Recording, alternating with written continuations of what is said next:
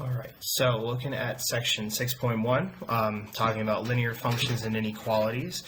This is a big review from Unit 5 when we talked about linear equations and solving for different linear equations in different forms. So we have that a linear function is a function that has the general form f of x equals ax plus b. And a couple important things to note, that a is my slope, and then this b is my y-intercept. So just like the slope-intercept form, now it's just written in formal function notation. So we know that the input variable of the function cannot have a power or exponent because, like we talked about in section 6.3, we have quadratics, which is when that x is raised to the second power, and things like that. So that's kind of just intro to what a linear function is. So we have been working on finding what are these linear functions of this form. So to do this, first thing that you have to make sure that you have, just like when we solved linear equations, you need a slope and you need a point. And if you don't have both, you have to find one or the other, which will, in our case, will always be the slope that you're missing.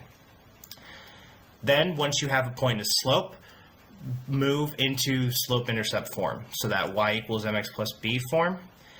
Plug the point and slope into the equation, and then we're going to solve for b in the equation. So that's kind of like our missing point, is that b, which then translates to this b here. That's what we're trying to find. Then once we have that, we have our slope, we have our intercept, then we're going to write it in formal function notation. So if I'm looking at the example on the left-hand side, I have that this linear function goes through the point negative 5, 2, and it has a slope of negative 7/5. So I have my point, I have my slope, we're good. So step 1's good. So now step 2.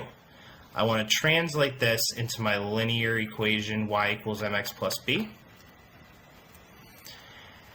And when I have my point, this is my x, the second coordinate's my y, and then my slope is my m. I'm just going to take all of those numbers, plug them in.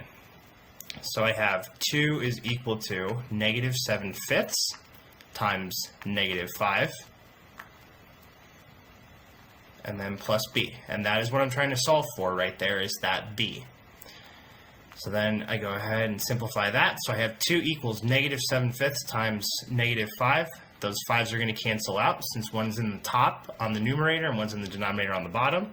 So I have 2 equals negative 7 plus b.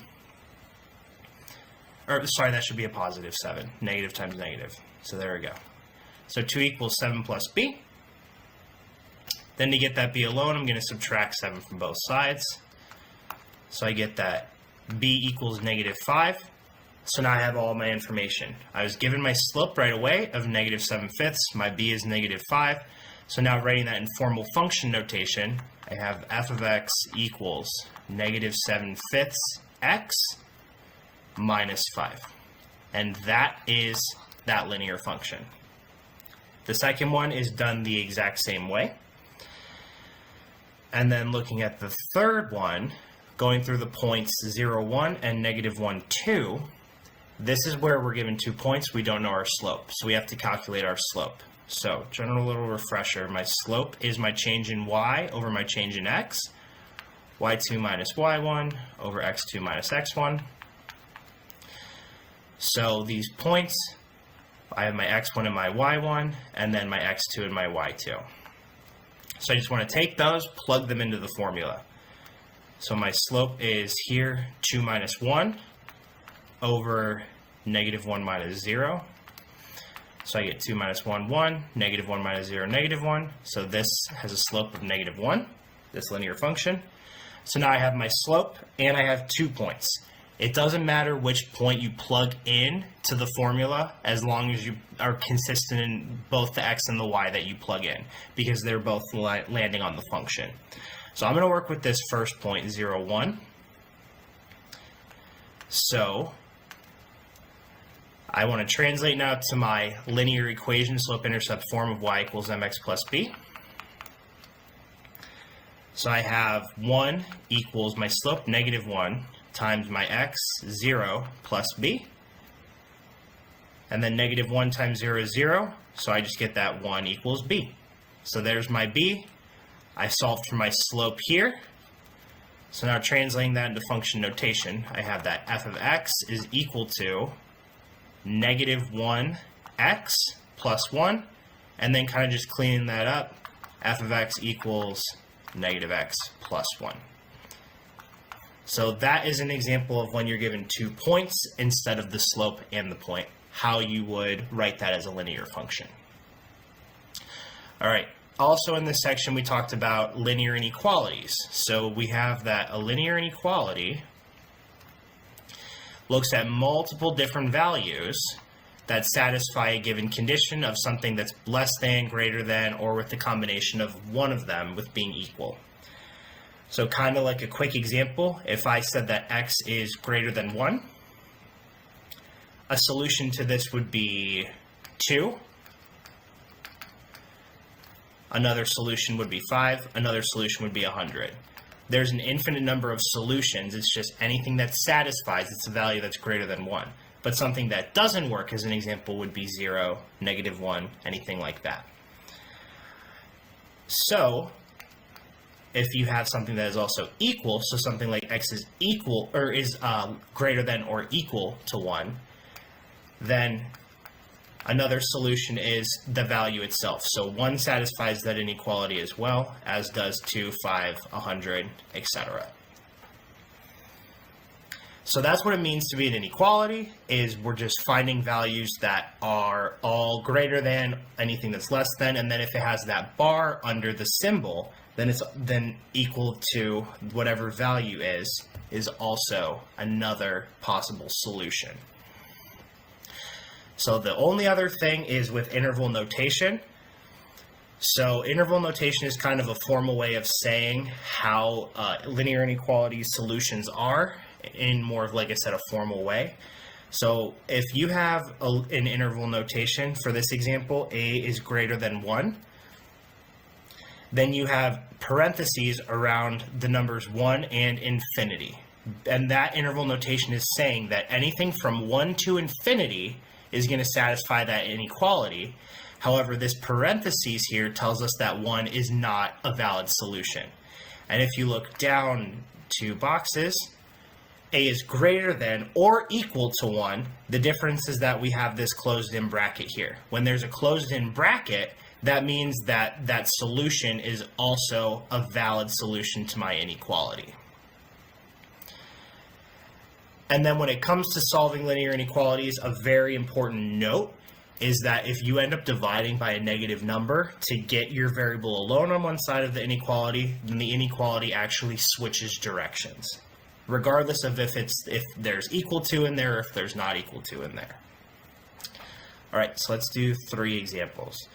So my first one, so I have 8a plus 3a is less than or equal to 0. So our goal, we want to combine like terms to start. So 8a plus 3a, adding those coefficients gets us 11a is less than or equal to 0. And then I want to divide both sides because I want to get that a alone.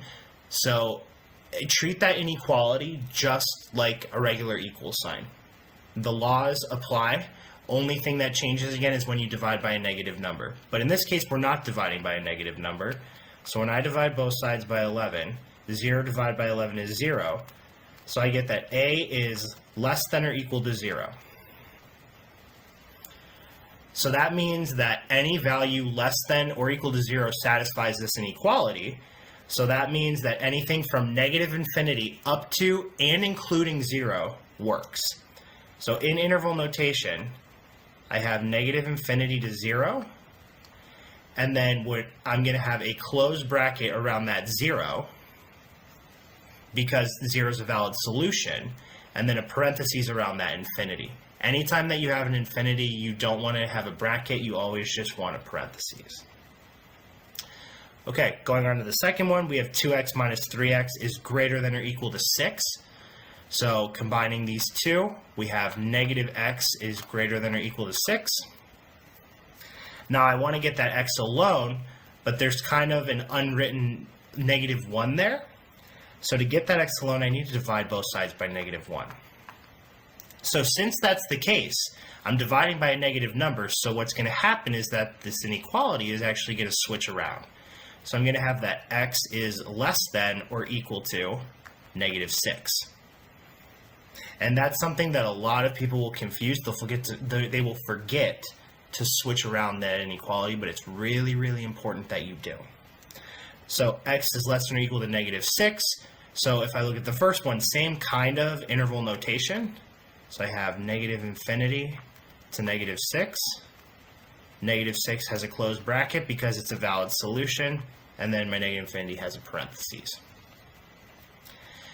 And then on this third one, I have 2 times 1 plus 6n is greater than negative 82.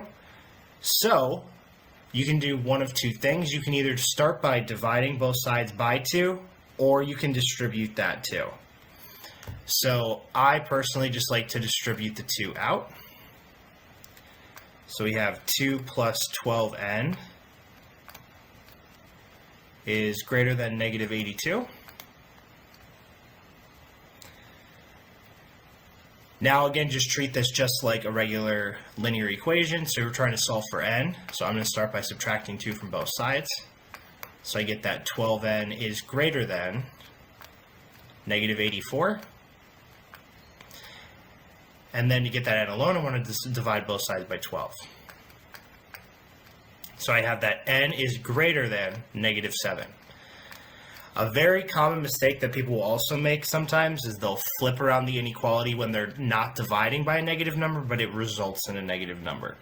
So kind of look at the difference between the second and the third example. We aren't dividing by a negative number, so we don't flip it around. So I have n is greater than or equal to negative 7, so that means anything greater than negative 7 satisfies this.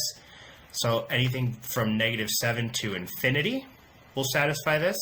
Infinity has a closed parentheses, and since I only have greater than, not greater than or equal to, this negative 7 has a closed parentheses on there.